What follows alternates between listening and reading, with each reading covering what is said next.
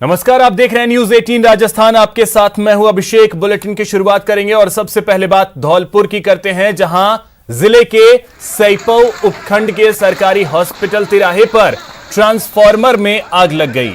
आग इतनी भीषण थी कि उसकी चपेट में आने से करीब 12 से ज्यादा दुकानें जलकर खाक हो गईं। इतना ही नहीं, इस भीषण अग्निकांड में पीड़ित दुकानदारों के 2 लाख रुपए तक से अधिक के सामान जो है वो जलकर खाक हो गए। इसमें 2 बाइक और लाखों रुपए का माल जो है वो जलकर स्वाहा हो गया। 2 लाख रुपए तो नकदी ही जल गए।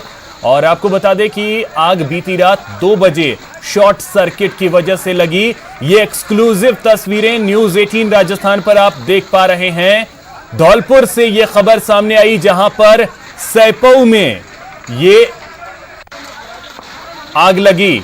ट्रांसफार्मर में शॉर्ट सर्किट की वजह से आग लगी और कई दुकानें जो हैं वो जलकर पूरी तरीके से खाक हो गई। तकरीबन 2 लाख रुपए नकदी जल गए और 2 बाइक और साथ ही साथ लाखों का सामान जो है वो पूरी तरीके से जलकर खाक हो गया।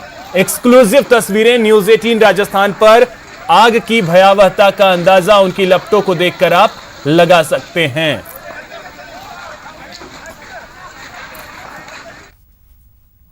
मोदी के महापैकेज पर कांग्रेस के पूर्व अध्यक्ष राहुल गांधी ने सरकार की मदद को किसानों, व्यापारियों और प्रवासी मजदूरों के लिए नाकाफी बताया है।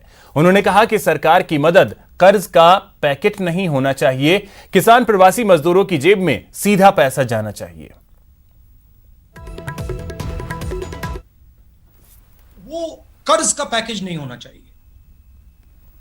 वो डायरेक्ट आज जो जरूरत है किसानों के जेब में, मजदूरों के जेब में, जो हमारे माइग्रेंट वर्कर चल रहे हैं उनके जेब में एकदम पैसे डालने की जरूरत है। और मैं आज भी विनती करता हूं, सरकार से विनती करता हूं कि आप कर्ज जरूर दीजिए, मगर भारत माता को अपने बच्चों के लिए साहूकार का काम नहीं करना चाहिए। भारत माता को अपने बच्चों को एकदम पैसा देना चाहिए, क्योंकि आज उनको पैसे की जरूरत है। जो माइग्रेंट सड़क पे चल रहा है उसे कर्ज की जरूरत नहीं है, उसे जेब में पैसे की जरूरत है। जो किसान तड़फ रहा है उसको कर्ज की जरूरत नहीं है, उसे पैसे की जरूरत है, और पैसे की कोई कमी नहीं है। तो ये एक मेरा मेन मैसेज था, राजनीतिक मैसेज नहीं है, क्योंकि मैं ये इसको इसलिए बोल रहा हूं।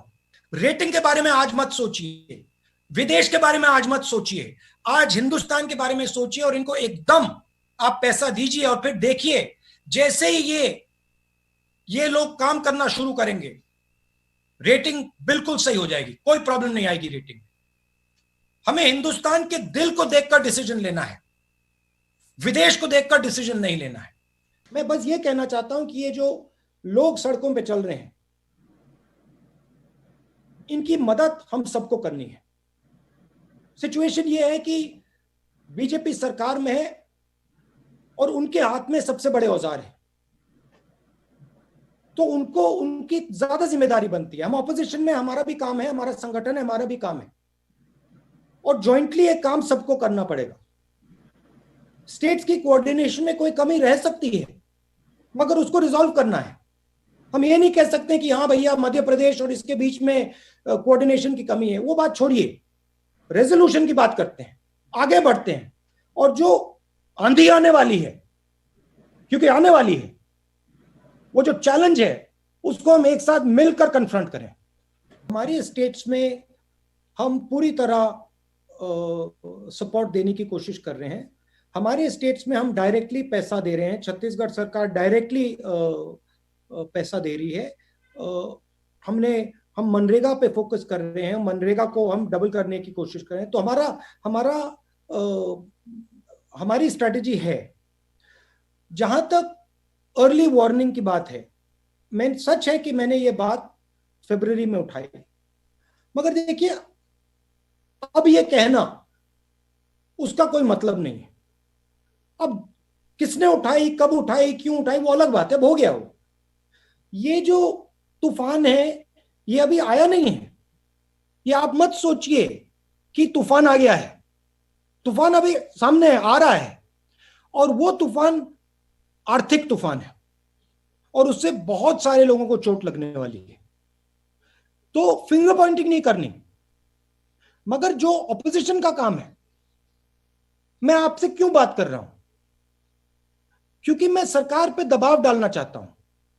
मैं सरकार को कहना चाहता हूं, देखिए तूफान आ रहा है, आर्थिक बहुत जबरदस्त आर्थिक डैमेज होने वाला है, और आप डायरेक्टली पैसा डालिए, लोगों के जेब में पैसा डालिए, डिमांड क्रिएट करिए। तो मैं दबाव डालने के लिए कर रहा हूं, और मैं जानता हूं कि अगर हम थोड़ा दबाव डालें और अच्छी तरह से समझाएं तो सरकार सुन भी सकती है। और मुझे लगता है, मुझे भरोसा है कि अगर सरकार के लोग विपक्ष की बात अच्छी तरह सुने, क्योंकि उसमें थोड़ी सच्चाई है, अगर अच्छी तरह सुने वो तो हमारी बात मान लेंगे। इसलिए मैं दबाव डाल रहा हूं थोड़ा।